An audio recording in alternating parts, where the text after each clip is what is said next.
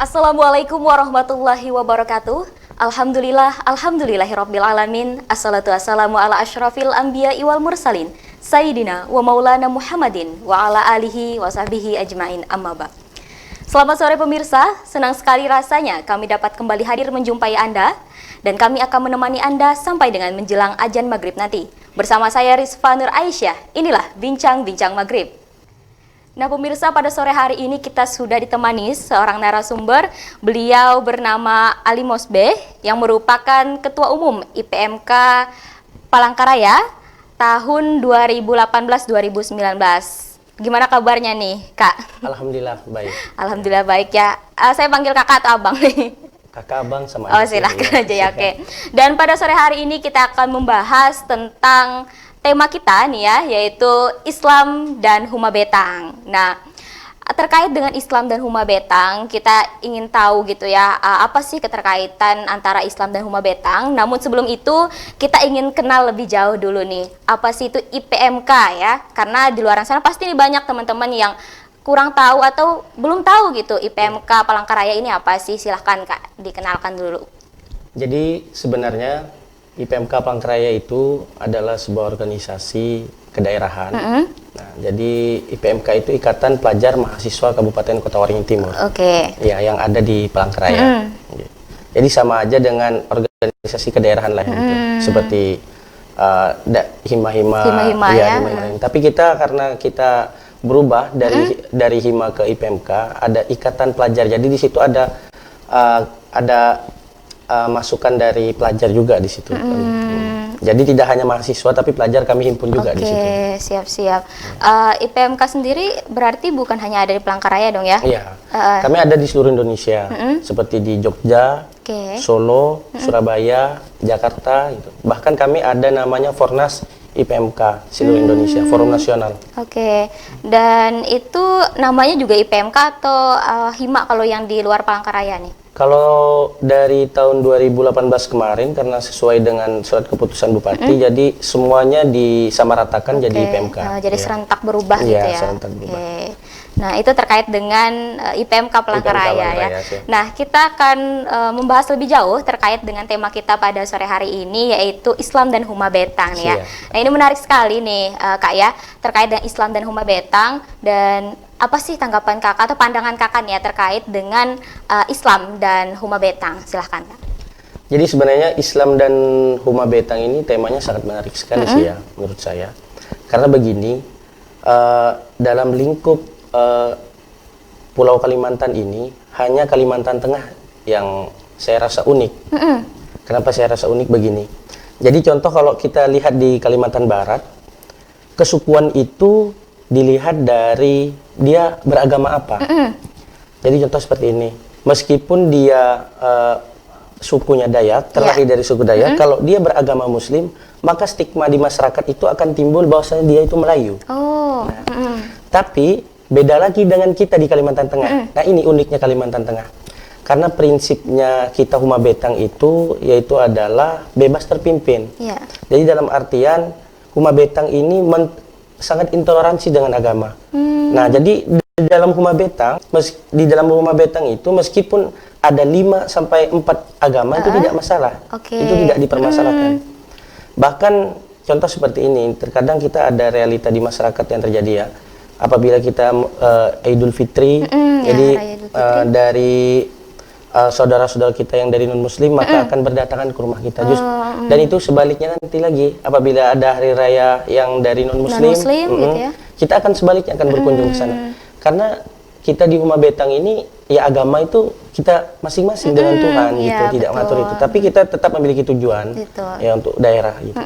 Ya itu tadi menjunjung toleransi begitu ya, meskipun tadi berbeda agama akan tetapi tetap merangkul gitu ya, bersaudara seperti itu. Nah lalu bagaimana nih terkait dengan refleksi daripada Huma Betang sendiri bagi masyarakat Kalteng lah khususnya seperti itu? Jadi untuk terkait refleksi bagi masyarakat Kalteng ini, jadi kita di dalam Huma Betang ini secara tidak langsung kita mengatur bagaimana kita hidup, bagaimana kita bermasyarakat, bagaimana kita bersosial dengan masyarakat. Nah itu semua ada semua di Huma Betang ini, falsafah Huma Betang ini. Iya. Karena prinsipnya di mana bumi dipijak, di situ langit dijunjung. Nah, karena Kalimantan Tengah ini juga sebenarnya merupakan bagian daripada implementasi dari Pancasila yang sebenarnya. Karena yang contoh yang sebenarnya itu hanya ada di Kalimantan Tengah ini. Banyak kita ketahui ada tempat ibadah yang berdampingan, berdekatan gitu kan, tidak jadi masalah, tidak dipermasalahkan gitu. Dan Huma Betang ini juga menjadi identitas seperti itu ya, masyarakat Kalimantan Tengah. Lalu bagaimana nih kakak sendiri memandang di luaran sana begitu ya, banyak masyarakat yang ketika berbeda agama seperti itu saling tengkar, kemudian ketika beda pendapat mempermasalahkan agama seperti itu. Pandangan kakak sendiri bagaimana? Sebenarnya terkait agama, selama itu tidak pernah mengganggu kita untuk beribadah, ya. Dalam Islam pun kita dikatakan bahwasanya silahkan agamamu, agamaku, agamaku gitu. Jadi memang menurut saya kalau selama itu tidak mengganggu kita untuk beribadah, menjalankan syariat kita sebagai orang muslim ataupun dan sebaliknya menjalankan mereka sesuai ibadahnya masing-masing, itu tidak masalah. Makanya justru sangat disayangkan kalau masih zaman sekarang ini memperdebatkan terkait masalah keyakinan. Ya, masalah keyakinan. Memang kalau saya pribadi sih, ya kalau selama itu tidak mengganggu kita untuk beribadah, ya tidak masalah. Gitu. Dan yang pasti jangan sampai ada kekerasan seperti itu ya, karena memang ketika kita beribadah pun itu kewajiban masing-masing setiap pemeluk agama seperti itu. Dan Kalteng sendiri ini kan memang minim sekali ya perkelahian dan semacamnya terkait dengan perbedaan agama seperti itu. Dan menurut kakak ini menjadi tolak ukur keberhasilan daripada falsafah Huma Betang nggak sih kak? Sebenarnya ini merupakan bagian daripada tujuan Huma Betang gitu kan. Ini bagian dari falsafah Huma Betang itu sendiri. Kesejahteraan, itu kan, ketentraman sesama masyarakat, sesama keluarga, meskipun beda agama atau beda keyakinan seperti itu. Itu yang sebenarnya falsafah Huma Betang yang kita cari itu. Dan harapan ke depan ya memang kita Bumi Tambun Bunga ini, Kalimantan Tengah ini jadi contoh lah bagi daerah-daerah lain gitu kan, keharmonisan kita bagaimana kita di Kalimantan Tengah ini gitu. Iya, dan ini bisa menjadi pusat percontohan itu tadi betul. Kak ya. Dan terkait dengan kan kakak bilang Huma Betang ini unik begitu ya daripada yang lainnya seperti itu. Kan kita tahu juga nih di Kalimantan sendiri ini baik itu Kalimantan Timur, Kalimantan Barat dan lainnya seperti itu juga punya rumah adat lah seperti itu, Rumah Betang juga. Apa sih kak kira-kira yang membedakan antara Huma Betang yang ada di Kalteng begitu ya dengan yang ada di Kalimantan lainnya, wilayah lainnya? Mungkin pada dasarnya sama ya, rumah panjang ya, atau rumah besar. Tapi ya bedanya kita di Kalteng ini kita tidak terlalu mempermasalahkan masalah keyakinan. Meskipun kita tahu sendiri bahwasanya memang kita masyarakat Dayak ini mayoritas agamanya ya Hindu Kaharian dari nenek moyang. Tapi memang dari dulu kita tidak pernah memasalahkan mau keluarga itu menganut agama Islam ke, Kristen ke, gitu kan, Katolik ke atau seberapa itu tidak dipermasalahkan. Nah ini bedanya kita dengan yang lain gitu. Dan memang kita di Huma Betang ini welcome. Siapapun yang mau masuk ke Huma Betang silahkan Huma Betang ini. Tidak ada tidak maksudnya menerima lah. Siapapun yang mau masuk gitu dari manapun itu selama itu tadi kita memegang prinsip. Iya betul. Dan di Kalteng sendiri kakak tahu nggak sih di mana aja rumah betang yang bisa kita kunjungi seperti itu, karena pasti juga ini bisa jadi pusat destinasi begitu ya betul. Bagi masyarakat Kalteng khususnya ataupun juga yang dari luar seperti itu. Iya. Contohnya kalau seperti di daerah saya sendiri sih ya, di Kabupaten Kota Timur. Jadi memang ada betang tertua menurut kami itu di Kabupaten Kota Timur, namanya Betang Tumbang Gagu. Oh, Tumbang Gagu ya. Nah, di situ masih asli, untuk betangnya memang ciri khasnya itu masih asli. Jadi memang kalau dari perjalanan Kota Sampit ke daerah tersebut lumayan jauh sih ya. Karena terkendala kita akses kita menuju ke sana, iya betul. Dan itu memang sangat bagus sekali. Tumbang Gagu itu kalau kita mau apa namanya melihat bentuk aslinya rumah betang yang masih memang miniaturnya yang tidak menggunakan paku, hanya menggunakan kayu saja, ya di sana tempatnya. Di sana ya. Oke, dan apa sih yang bisa diambil pelajaran dari rumah betang yang kakak sendiri pernah nggak sudah ke sana? Kalau saya sih belum pernah. Belum ya, tapi memang memang dari kawan-kawan, dari teman-teman keluarga ya sudah ada. Masih adakah di sana masyarakat atau kepala keluarga yang menempati? Kalau di sana masih ada, tapi ada, memang hanya ada katanya sih memang sisa ini aja sih, memang sisa keturunannya aja. Tapi untuk mendiami rumah betang itu sudah memang masih ini. ada, gitu ya, masih ditempati juga sampai sekarang begitu ya. Memang itu dijadikan monumen juga di situ. Ya. Cuman ya karena tadi ya kendalanya akses perjalanan yang sulit seperti itu ya. Jadi masyarakat juga susah begitu menjangkaunya. Kemudian terkait dengan masih dengan Islam dan Huma Betang nih Kak ya. Lalu kakak sendiri memandang bagaimana semisal di masa yang akan datang seperti itu ya, terjadi konflik ataupun permasalahan yang memang mempermasalahkan terkait dengan ya bukan hanya agama lah seperti itu, entah itu kesukuan dan lain sebagainya. Lalu kira-kira hal seperti apa sih yang harus kita lakukan seperti itu? Sebenarnya kita harus kembali ke ini lagi sih ya, ke apa namanya, ke prinsip Huma Betang itu tadi. Jadi kalau kemudian hari terjadi sebuah konflik yang tidak diinginkan, kita sebenarnya harus menyadarkan masyarakat bahwasanya kita di Kalimantan Tengah ini sudah ada apa pedoman kita, gitu. Bagaimana kita hidup segala macam. Karena kalau kita sudah mengikuti itu prinsip tadi yang kita sampaikan itu, saya rasa untuk apa namanya konflik-konflik yang terjadi di masyarakat ini itu akan minim sekali untuk terjadi gitu. Kalau memang kita memahami itu. Nah, bagaimana agar masyarakat itu nantinya memahami itu, yaitu tadi kita harus belajar sejarah, belajar sejarah. Kita ini hidup di mana, kita ini tinggal di mana. Jadi kita harus tahu itu. Karena memang saya rasa kemanapun kita pergi ya, dimanapun kita berada ya harus kita junjung adat istiadat. Iya betul. Jangan sekali-kali melupakan sejarah gitu ya. Oke. Terima kasih pemirsa masih membersamai kami di Bincang-Bincang Maghrib, dan kita akan melanjutkan bincang-bincang kita pada sore hari ini masih dengan Kak Ali Mosbeh ya. Siap. Ya, lalu terkait dengan Islam dan Huma Betang begitu Kak ya. Ini kan bisa dijadikan bahan apa ya, sebuah semboyan begitu ya, semboyan untuk bukan hanya masyarakat Kalteng saja seperti itu, tapi bisa juga jadi pembelajaran lah begitu untuk masyarakat di luar Kalteng seperti itu. Nah, lalu kira-kira bentuk implementasi seperti apa sih Kak yang bisa diterapkan gitu ya, kita sebagai masyarakat Kalteng yang bisa menjadi contoh bersama begitu untuk masyarakat di luaran sana begitu. Hal-hal yang seperti apa sih? Kalau untuk itu sebenarnya kita apa contoh yang kita harus berikan ya masyarakat itu tadi, salah satunya kita tahu kan kalau masyarakat luar kita apa datang ke Kalimantan Tengah melihat kemajemukan kita di sini ya. Contoh sepertinya tadi kalau ada acara keagamaan jadi apa kita sama-sama menghormati gitu kan. Kalau ada isu atau apa, ada isu-isu kita sama-sama kompak gitu. Jadi dari segi itu, dari segi ini aja ya. Kalau kita sebenarnya kita main-main ke tempat teman gitu ya. Saya punya teman Nasrani sebenarnya. Saya sedikit bercerita. Boleh. Saya punya teman Nasrani dan itu pun dia sukunya suku Dayak gitu. Saya bermain ke rumahnya karena sudah saya anggap seperti keluarga.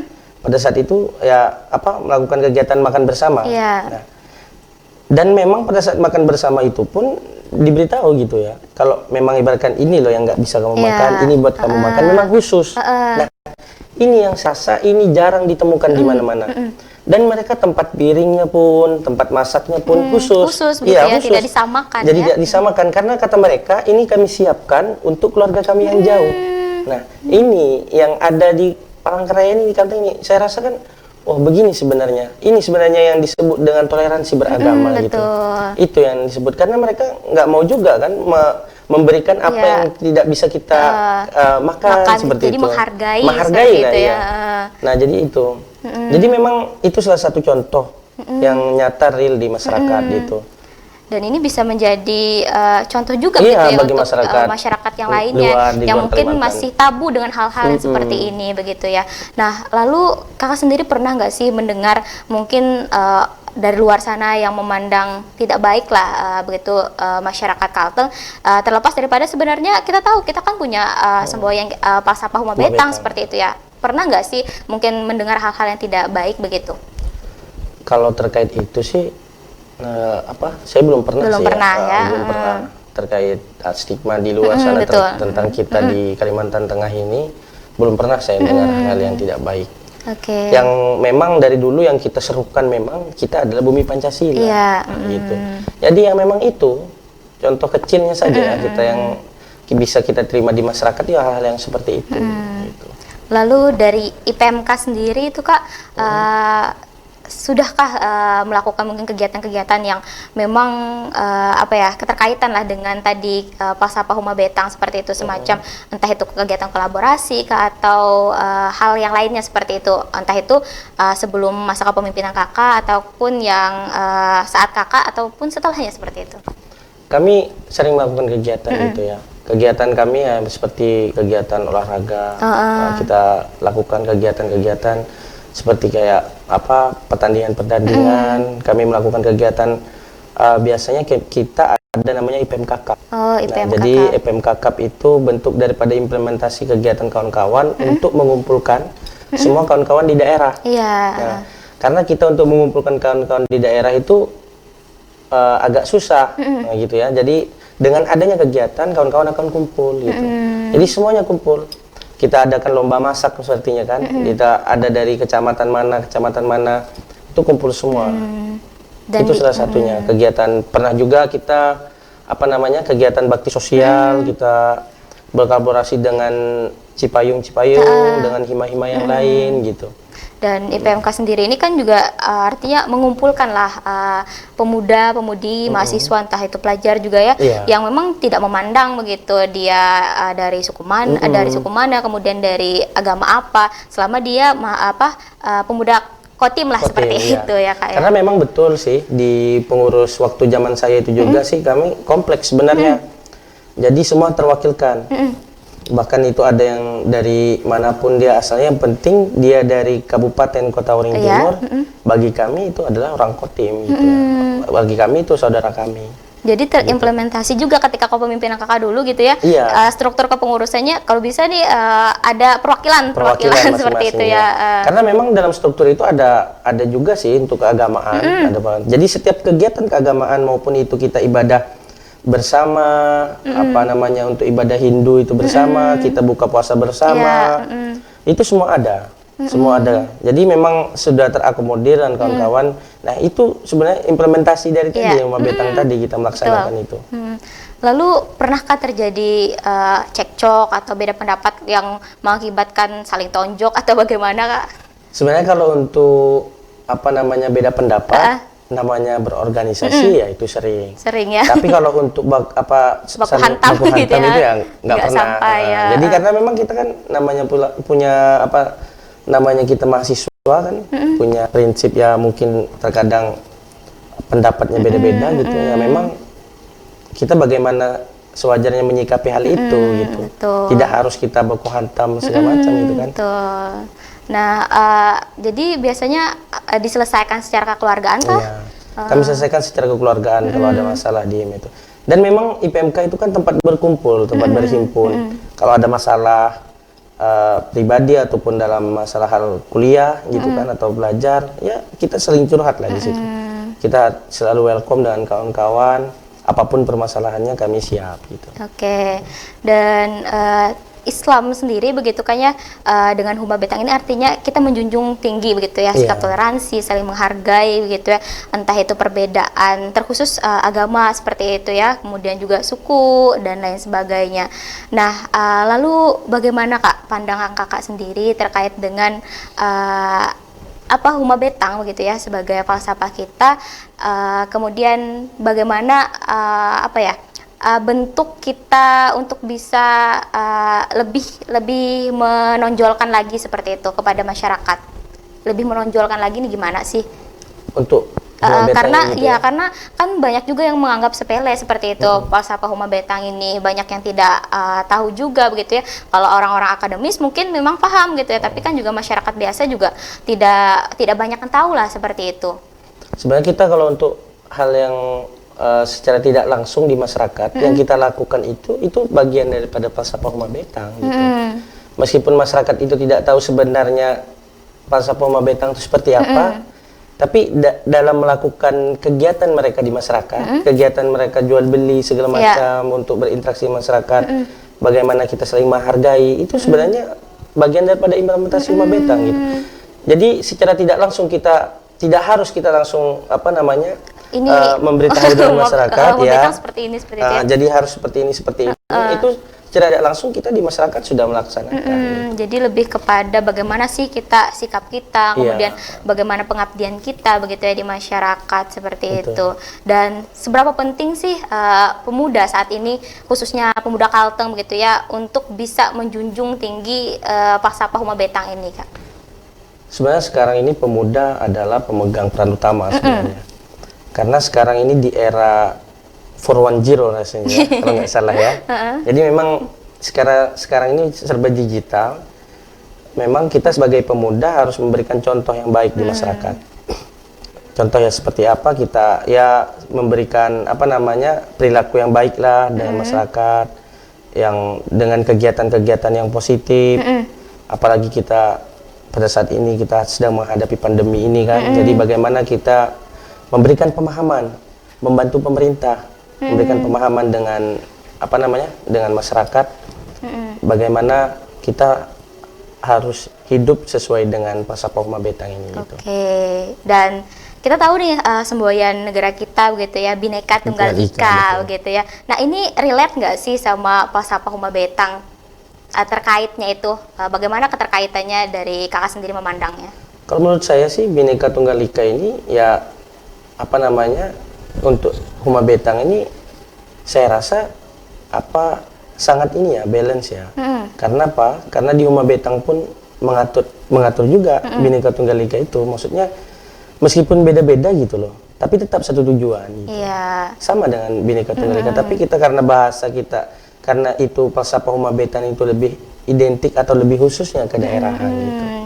Jadi sebenarnya sama saja seperti itu ya, hanya karena tadi kedaerahan, jadi beda identitas. Tujuannya lebih terkhusus ya, lebih terkhusus karena untuk ibaratkan daerah gitu ya, lebih terkhusus.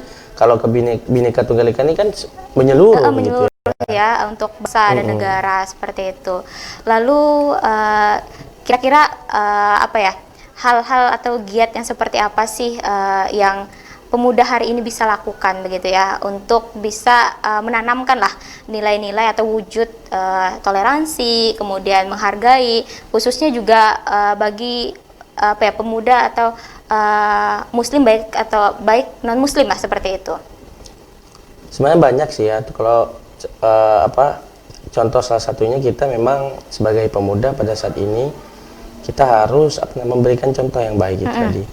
Seperti apa kita kan, bahkan kita penggiat media sosial ya udah kita lakukan dengan tupoksi kita, dengan cara kita masing-masing, bagaimana kita berperilaku gitu kan, dengan kegiatan kita masing-masing lah, dengan kesibukan kita masing-masing gitu.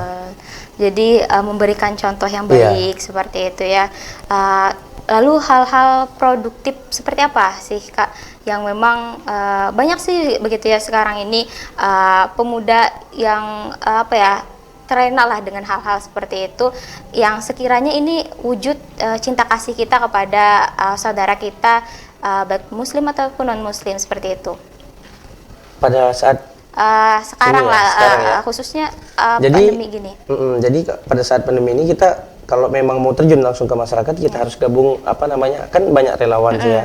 Banyak relawan, kita ya bisa gabung dengan relawan-relawan untuk bisa terjun langsung ke masyarakat gitu kan. Masyarakat itu maupun muslim ataupun non muslim kan bisa kita untuk bergabung di situ gitu. Oke, baik. Terima kasih Kak untuk bincang-bincang kita pada sore hari ini, dan alhamdulillah begitu kita sudah sampai di penghujung acara. Semoga apa yang kita bincangkan nih pada sore hari ini bermanfaat. Amin, ya tentang Islam dan Huma Betang, khususnya juga untuk pemuda di Kalteng seperti itu.